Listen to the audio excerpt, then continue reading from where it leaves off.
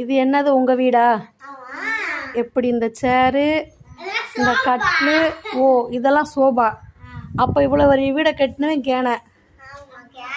ஓ அப்படி. இந்த பொருளெல்லாம் யார் ஒதுக்குவா?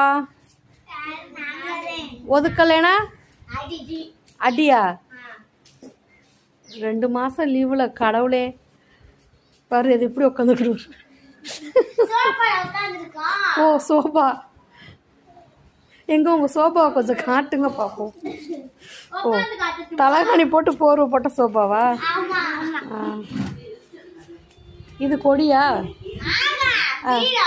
இது பீரோ. அது வீடு, அது பெட்ரூம். அப்போ இதெல்லாம் என்னது? இது வீடு கிடையாது.